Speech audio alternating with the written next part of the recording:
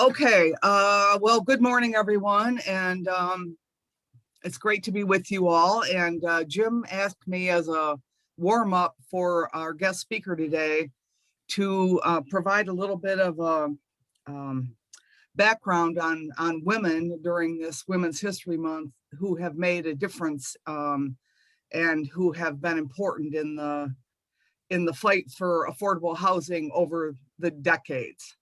So that's what I'm going to do.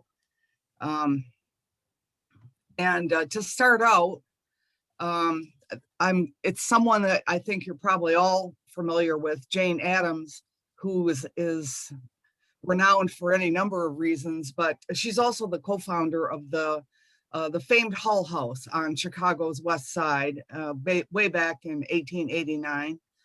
And this establishment was created to provide social, educational, and artistic opportunities for working class people, many of whom were recent European immigrants. And it grew dramatically. By 1911, had expanded to 13 buildings. In 1912, they added a summer camp. And then it also became kind of the leading example for other settlement houses that were created throughout the US in the years that followed. It operated through 2012, which is a long lifespan, and is now on the National Register of Historic Places, and it's still kept open as a history museum. But you may also know Jane Addams as someone who was very central to the getting women the right to vote. She was also the first American woman to win the Nobel Peace Prize, and she was also central to the founding of the NAACP. So she was an incredible activist throughout our nation's history and impacted a lot of things. And this is I think it must be an illustration of Hull House, but you can see how large it was. It took up an entire city block, and you know. What was interesting to me is that the degree to which housing, affordable housing, is so, you know, closely related or same as civil rights. And the people that were involved in affordable housing were, they were civil rights activists. And also that, we treated immigrants a lot better back in the day than we do now. This is probably someone less familiar to you, Catherine Bauer, but some people have referred to her as the mother of public housing in America. She and her husband both taught at Berkeley, and they created the School of Environmental Design, which was the first in the country, very much about what it ends up being. These things are very much about people in housing and how the availability of housing and the way that cities and homes accommodate people is just so central to, humanity. But anyway, they were at Berkeley for 24 years, and she advised several presidents, including Eisenhower, on housing and planning strategies. She's very well known and recognized for her authorship of the Housing Act of 1937. Oops, sorry, I screwed up. And she also wrote a seminal book on planning and public housing called Modern Housing. So you can see by the photograph that she was a firecracker and a woman that was set up to get things done. Jane Jacobs may be a name that's also familiar to her. She was a journalist and activist who did a lot of important writing, specifically about the way that cities grew and developed and how that needed, again, to be based on people and people's needs. Known for her treatise, The Death and Life of Great American Cities, that, really introduced some groundbreaking ideas. Her involvement in both New York and Toronto really helped those cities develop around more of a people-based strategy versus a car-based strategy. And she actually stopped the creation of expressways and roads. Her activism helped stop those things from dominating the landscape as those cities developed. And she continued to publish books and articles on planning throughout her life. And you can see she lived a long life. She lived to be 90 years old. So she had a big impact that way. Patricia Roberts Harris, first African-American woman to be appointed Secretary of Housing and Urban Development. She was also the first African-American woman to become Dean of Howard University's Law School. She served as a U.S. ambassador to Luxembourg. And, if you can imagine being the chair of the National Women's Committee on Civil Rights, overseeing about 100 women's organizations. And that was the role that she served at the behest of President Kennedy. So very impressive portfolio there. And finally, someone that you will know and be familiar with, Tammy Duckworth. She's not only the current U.S. Senator from Illinois, but she just announced that she will run for re-election. So that's good news. Former Assistant Secretary of the Department of Veterans Affairs. And she collaborated with Housing and Urban Development to end veteran homelessness. I don't think that's been accomplished, but she paid special attention to the needs of Native American and female veterans.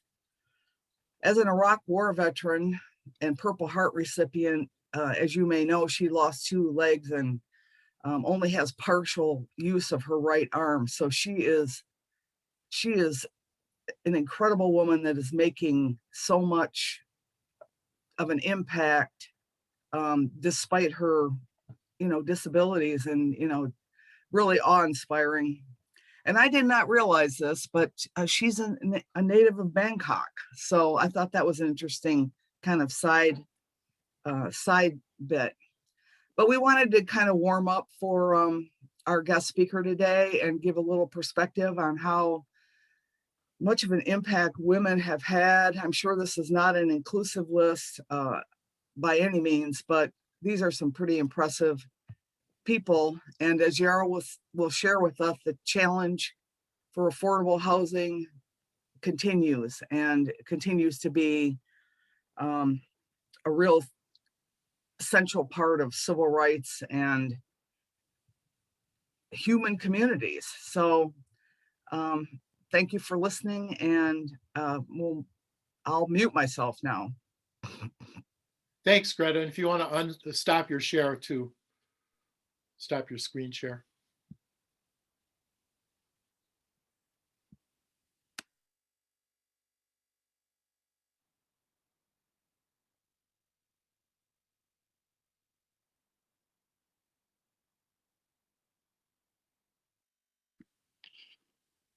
Is it gone now? No, it's still there. It says you just push the share button. Oh, I see it. Great. Okay. Good. Okay. Well, thank you, Greta. Thank you very much for that.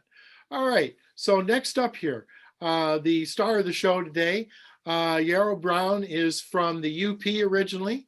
She moved our way, I'm happy to say, a number of years ago, and has been involved in a lot of different public service and NGO groups around our region. She brings quite a bit of educational expertise to what she does. And she now is executive director of Housing North. So let's see, Yarrow, say hello where you are so I can do a screen share with you. Hello, I'm up. I don't know where I am on your screen, but okay, I see you. Okay, there you go, and there you go. All right, I'm going to share my screen here. How you doing today, Yarrow? I'm pretty good. Thanks for having me. I learned a lot about Facebook and what we need to do for Housing North, so thank you. Oh, great. For that. Let's see if the slideshow will start in a minute here. So first of all, thank you for having me today. It was nice to sit and listen and participate. As you mentioned, I'm the new executive director of Housing North. So I started right during the pandemic. I actually got hired on March 13th and started on May 8th. So I have been transitioning virtually Just want to start out by saying it will take all of us to change how we look at housing's role in our communities and the role of local agencies in creating housing solutions. As many of you know, housing is for all is a necessary infrastructure. Housing is the foundation upon which we all have active and engaged citizens. It's critical to our health, to local businesses, and to our mental health to have a safe, secure home. My goal today is to share with you about Housing North, our Homes for Our Future campaign, the work we do, and how you can help advocate in your community. Sounds like you all are very engaged already and advocating for many things. So some of this may be familiar to you, but I'll try to relate it to the housing. This is a little bit of the agenda today. I'll try not to take too much of your time, and if I am going too fast, please stop me. So I'm going to start out by introducing Housing North. We were organized in 2018 by a cross-sector group of regional housing partners. We were founded by Rotary Charities of Traverse City, the Fry Foundation, and Networks Northwest. And our mission is to build awareness, influence policy, and expand capacity so communities can create solutions that meet their unique needs. As you can see, we cover the 10 counties in Northwest Michigan. We do have what we call 3 legs of our stool that we focus on. So awareness and communications, focusing on outreach and messaging tools for communities, developers, and our partners. Another leg of our stool is advocacy, so identifying and influencing policy that impacts development, housing opportunities in rural Michigan. And then capacity, so working with partners to develop capacity and shared resources around housing. I'm just gonna move this so I can actually see my screen. So I'm gonna, a lot of this, the issue is familiar to you, housing. I'm not gonna go into too much about why it's an issue, but do wanna talk about, the communications. And one of the first things that we did was to create a strategic plan. We wanted to be clear that the measure of our success was not just new housing units, but instead a change in the system and process around housing development. We wanted to be sure the community is talking about housing, that it understands both the needs and the solutions, and we want to be heard by statewide decision makers. We wanted new tools and resources for housing development. Many of you know that we have a lot of barriers to housing, so why not just build it? Well, there's a lot of things that go into this: construction costs, infrastructure, labor shortage, taxes, zoning that restricts the type or amount of homes that can be built. There's also a lot of public opposition in housing. And grant requirements are often designed for more urban areas. But we do feel there's a lot of solutions, and I'll talk about some of those today, including tax incentives, partnerships with all members of the community, zoning changes, and legislative and policy changes. So the need, I'll just go into briefly, how do we know there's such a need and what are the numbers in our community? In 2019, sorry, where are my notes here? In 2019, it was a real priority for Housing North to partner with Networks Northwest to decide what is the need. So we did a target market analysis, which showed the demand for over 15,000 housing units over the next 5 years in our 10 county region. Much of the need is for rentals, particularly lower income households who find themselves priced out of the current market, but there's also a need for housing across the spectrum. This chart shows the numbers for each of the counties and rental need and ownership need. We have all of this information on homesforourfuture.org and housingnorth.org, and you can download a detailed report for each county or a fact sheet.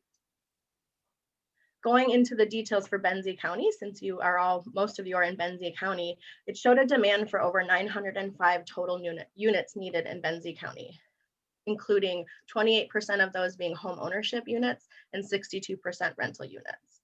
These are projections and estimates. We don't have the details about the number of, if it's a single family, 1 bedroom, 2 bedroom, but this is in general what the need would be for Benzie County.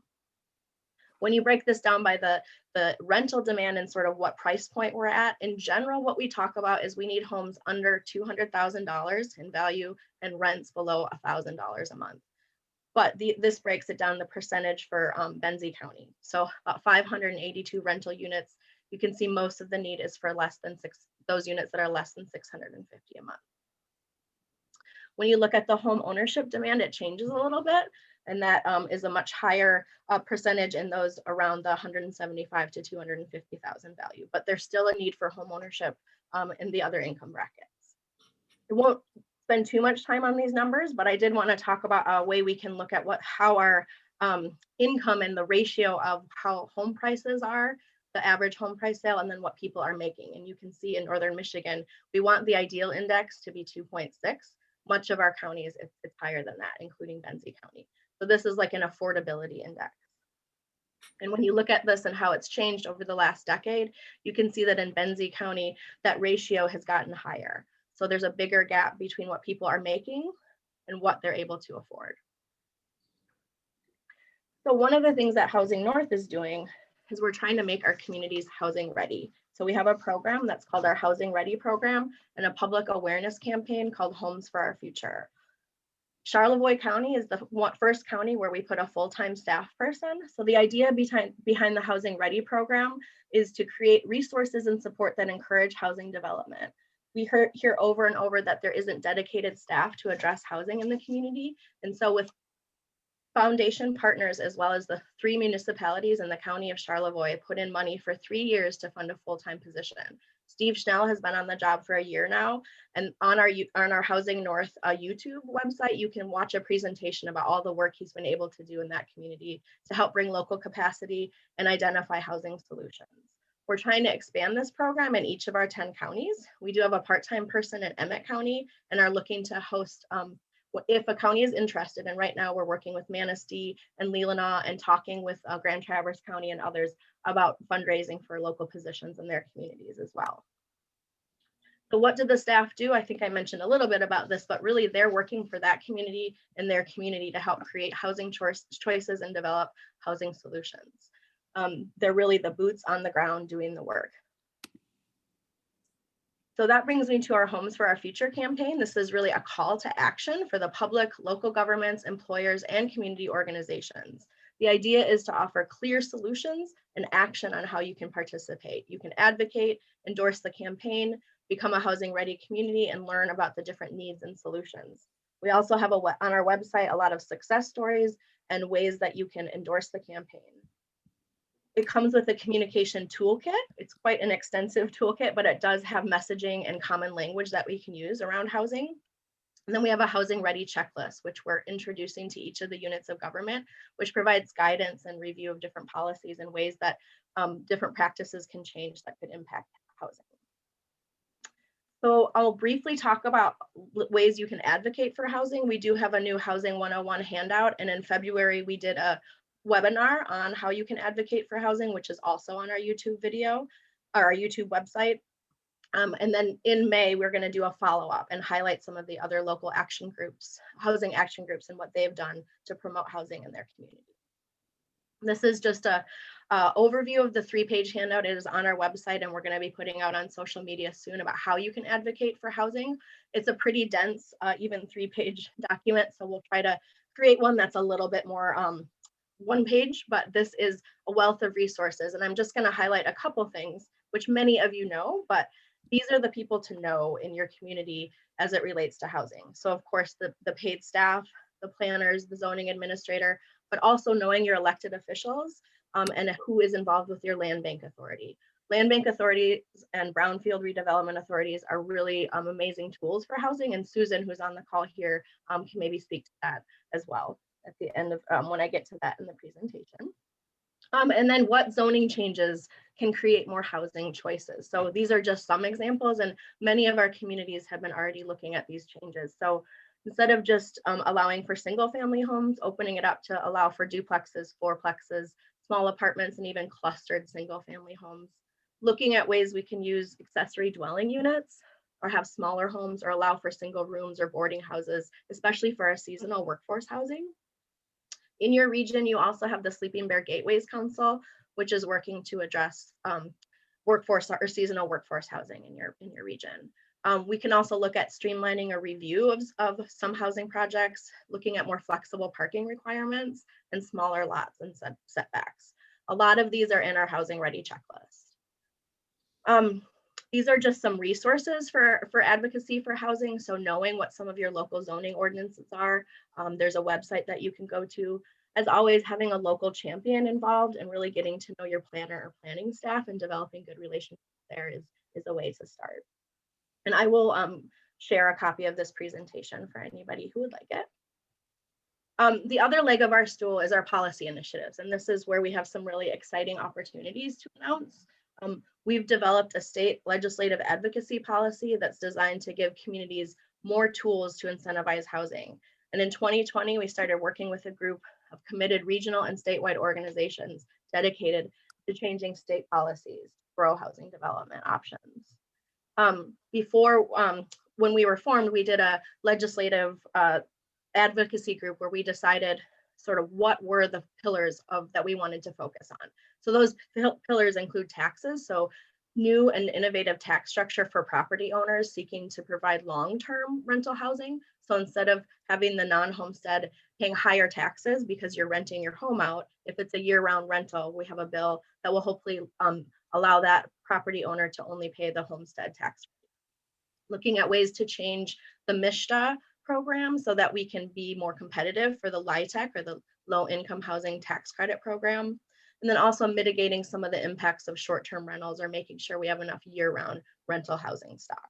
So all of these pillars that we've been focusing on have also been part of what's the new Michigan Housing Coalition. So we formed this with some of our key partners like the Home Builders, Grand Rapids Chamber, and Housing Next, who works in Grand Rapids area, to come up with 3 buckets. And in the next 3 weeks, we hope that we will have sponsors for each of these bills and hopefully a press release at the state level where we can be pushing these initiatives forward.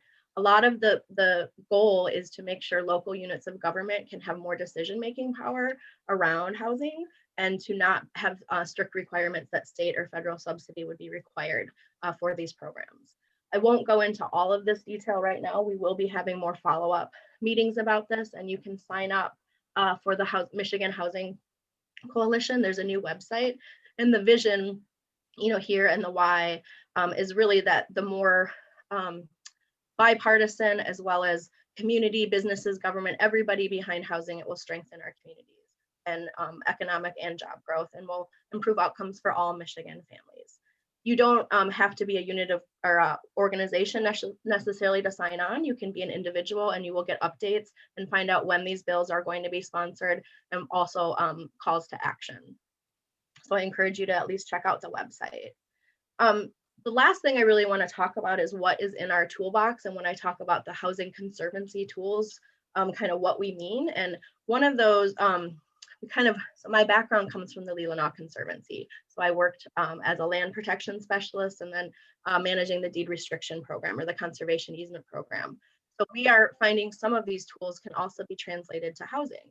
And one of them is to use deed restrictions to ensure long-term affordability and year-round occupancy. This is a program we modeled after the Vail and Deed program in Colorado. They have similar issues with a seasonal workforce and also needing to ensure year-round workforce housing. So that was piloted in the city of Charlevoix, and Steve Schnell is overseeing that program, and we're hoping to fundraise and provide that to other communities as they are interested. The other tool that we're looking to expand the capacity for and bring to other communities is a community land trust. And that is where the nonprofit or the community land trust owns the land, but the individual owns the home and can gain equity in that home. So it allows, it locks in affordability, but it is also, not necessarily viable completely in our community until there's some more tax incentives and programs available. So we're really working on that. And we're also looking at ways to raise money through a regional housing fund to support pre-development, land acquisition, and development costs.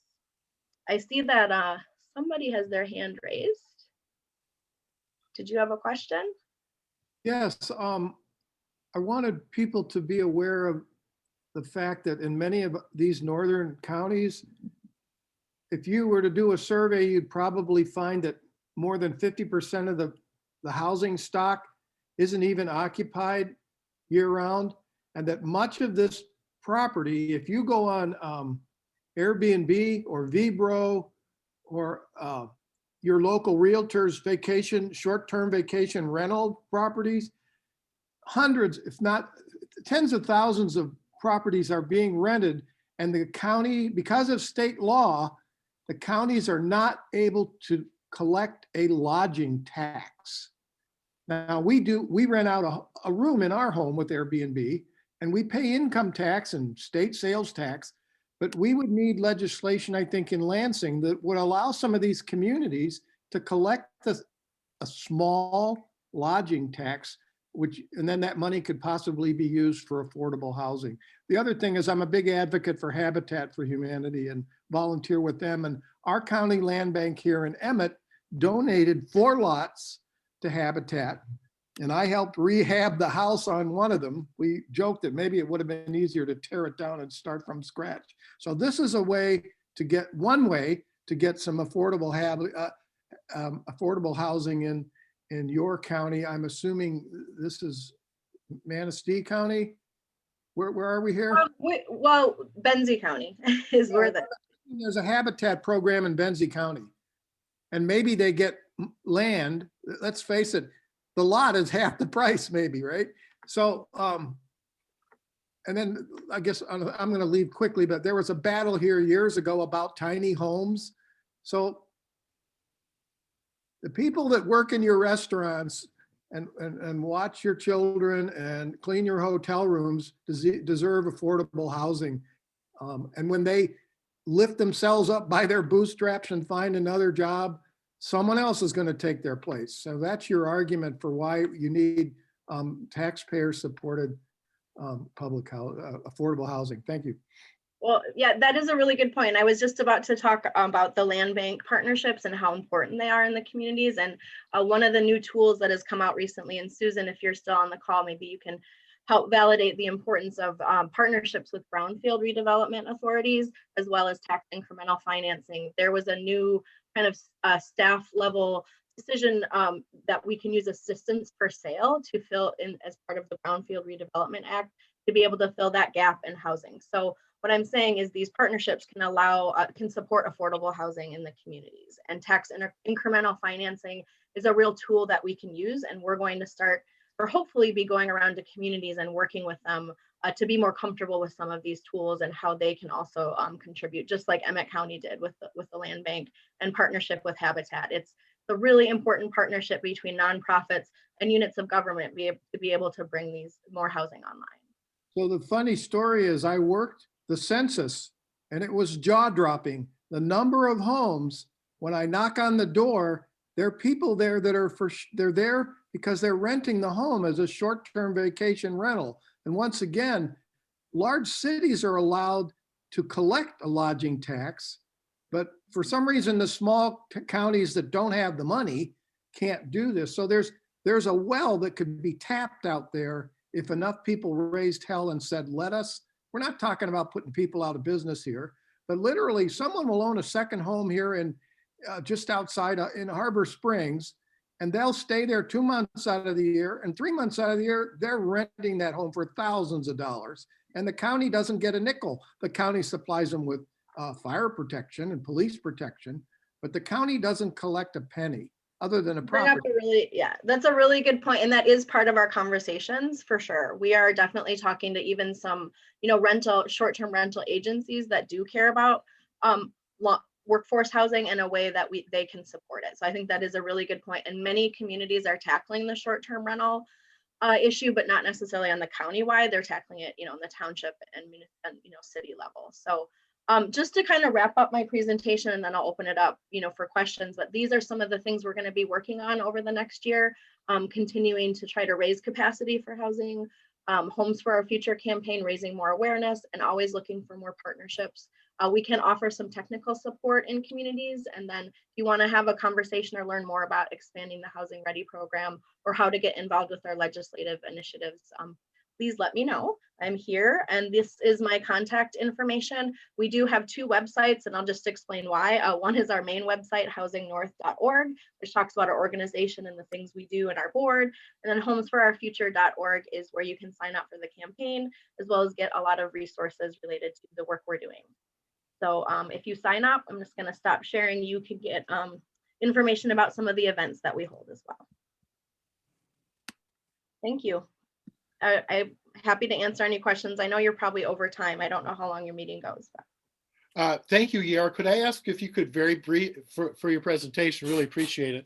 Can you tell us kind of the level of activity? Is there much affordable housing construction or planning going on. I know of at least one project in Benzie that we almost presented on this month, but they're not quite ready to talk to us. Yeah, that reminds me, I should mention that the city of Frankfurt and Josh Mills is on our board, and they are doing some really amazing work. I know they weren't quite ready to talk about the project, but they did form a community land trust, I believe, and a housing commission, and are able to work throughout the whole county. So when they designed that, and hopefully I'm not over speaking and they haven't announced it yet, but they're really thinking ahead as to ways not just the city of Frankfurt can focus on housing, but help the county. So I know also there's a project in Homestead Township that Homestretch is working on, and we are trying to track all the housing projects in our community, but I can tell you it's a little bit tricky. We have a lot in the works, and we have a lot that are just breaking ground. Like in Manistee County, I believe there's 2 projects that are breaking ground that are affordable. And Traverse City announced a few more, so it's definitely happening, but it is also not, in some ways, not happening quick enough because the need is so great. And can you also, I have one other question and I'll let others, but if somebody wants to make housing, affordable housing happen in their area, is that basically happen through the township? Is that really who you deal with? Or should it be the county? Or is it different depending on everybody's setup? Well, I think first the community needs to be ready for that. So I think some of it is making sure that that type of housing can happen, and that's kind of the first step. So learning what you can put in, and if zoning needs to change, figuring that out. So I think a lot of the work right now is making sure those communities are ready to make it. It is very hard right now to fund affordable housing. The numbers just don't work.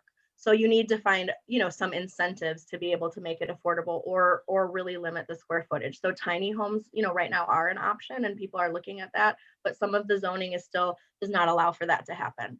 So I think the first step is knowing what can happen, in your community, and then connecting either with Housing North to help, figure out which developer or who might, some resources there, but definitely, starting with the local planner on whatever municipality or township you're in. So yeah, you're saying, in other words, yes, township or municipality zoning, that's where you start. Yep, looking at the zoning and the master plans, I would say most of our communities have housing as a priority, but it's figuring out whether or not that community, is willing to use some of the tools available. And I can email some articles to you, Jim, to spread out about some recent housing developments in our region, not necessarily in Northwest Michigan, that have used some really creative solutions partnering with the unit of government. Great. To be able to bring more housing. Great. I'll look for that. And I hope you're going to put your stuff in the chat so we can track you down. Stuart, I see you waving your hand. I just want to interject a little bit different thought, but I owned 4 properties in Benzie County. I sold one. The one I sold was both monthly and then a 3-day minimum. I sold that one. I have a weekly rental in Alberta, and then I have a monthly one in Interlaken. So I've been involved in all of that. But the different thought I wanted to bring here is the origin of that issue is you're based upon, I think you used around a $9 average wage per hour. And that's the housing is trying to come back to that wage. Well, what we really need to do, the root cause is the wage, is where I'm trying to go. And nationally, we're trying to go to a $15 an hour with a minimum wage of $7.75. The issue that should be resolved is bring the wage up to the housing cost by moving that up. And I personally, the minimum wage started in 1938 at 25 cents an hour. I was in high school making 80-some cents an hour, and they raised it to $1 in 1967. I also, if you look at cost of living from then till now, the minimum wage would be like $22 to $24 an hour. Now that brings up a bunch of issues, but see, you're trying to bring housing down to the wage. I think the wage ought to go back towards the housing is where the emphasis should be. Just my position. And then I'll let everybody go. So Thank you, Stuart.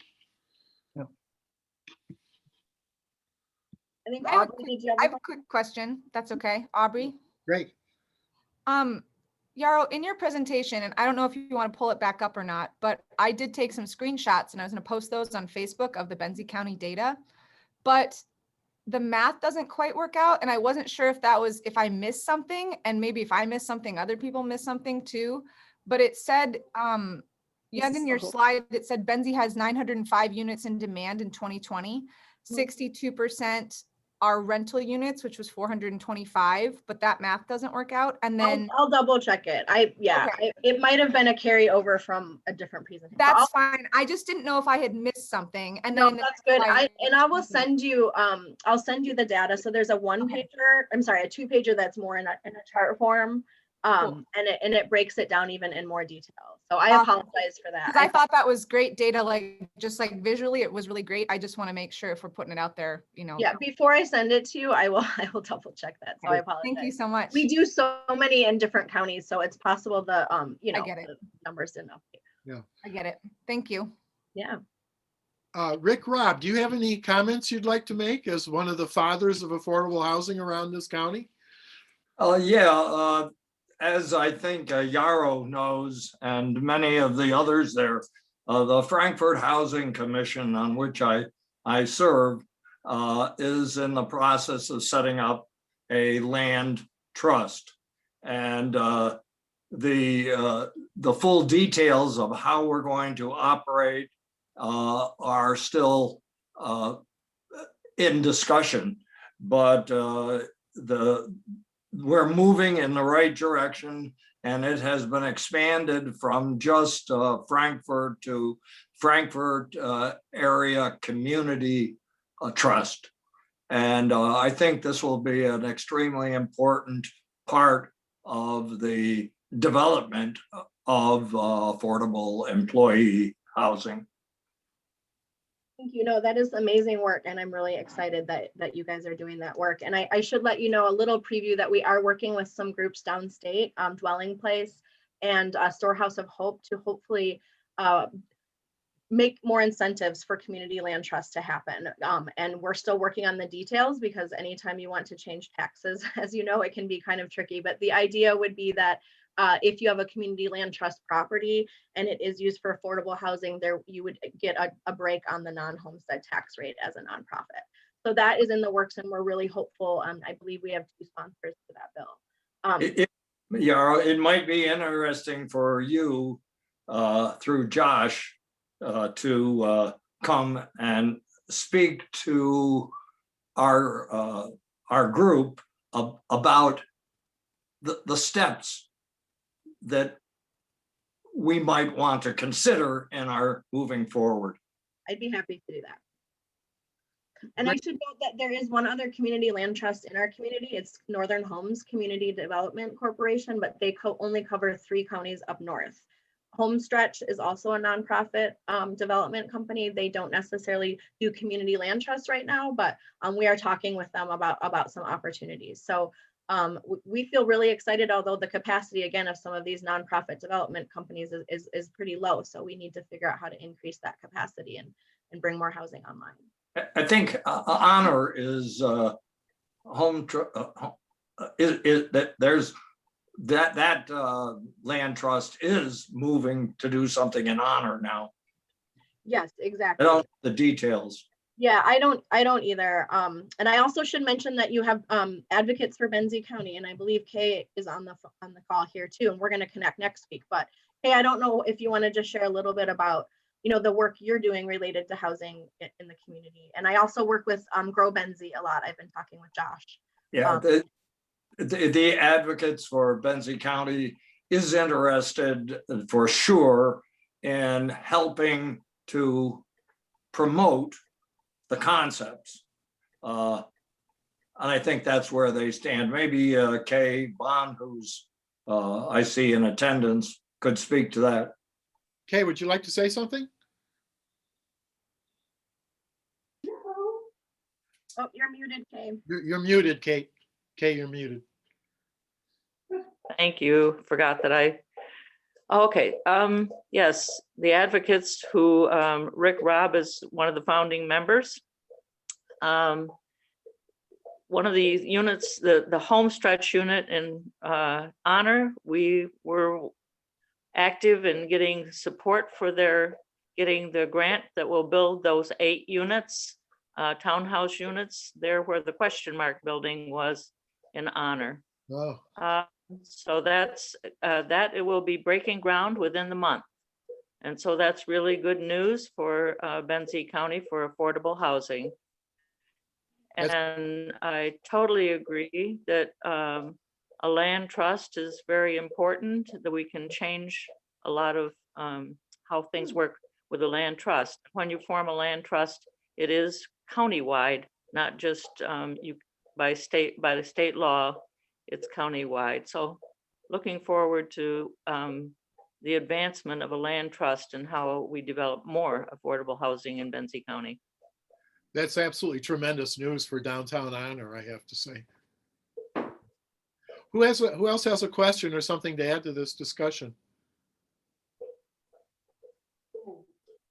Okay. Anything else you want to say, Yarrow? No, just thank you for having me. And if you do want to get involved with Housing North or learn more, feel free to reach out anytime. So. And all your stuff is in the chat, right? It may not be. I can put it in right now. I'm not really good at multitasking. I apologize. Oh, okay. But I'll do that, and I will share my Okay. my presentation with you, Jim. So. Okay, great. That's terrific. So let's thank Yarrow. Thank you very much, Yarrow, for this. We really appreciate it. Okay, and Rick and Kay, I will say to you that we look forward to having somebody from, at least from the Frankfurt Housing Commission and maybe one of the developers, when you all are ready to talk, tell us about what's going on in Frankfurt and, as I just found out, in Honor. I think we would all love to know some really specific information about that as it takes shape. It's great, and thank you guys for your great work on that. Okay, last thing on the meeting is we're going to hear from Jason Barnard. He is the supervisor of Benzonia Township and a good pal and also a great Democrat. Jason, are you still here and are you ready to give us a good update? Yeah, good morning, everybody. First, thanks, Yarrow, for all you're doing.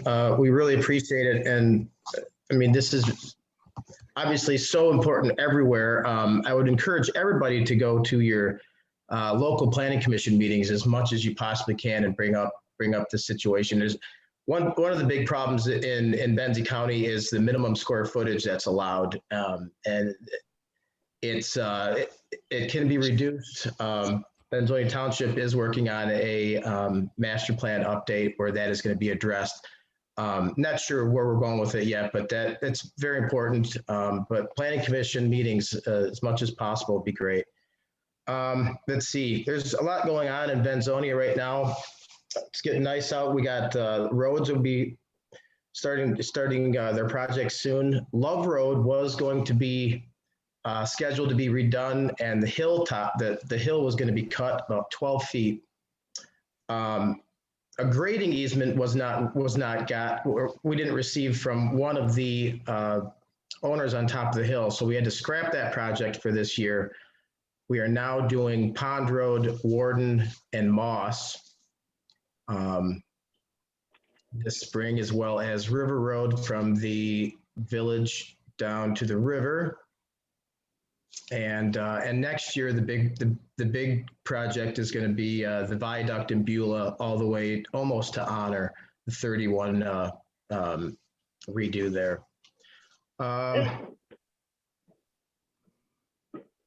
Let's see. I don't know if a lot of you have heard this or not, but we finally received our first payment from the state from the recreational cannabis or recreational marijuana retail sales. We received approximately $84,000, as well as did the county.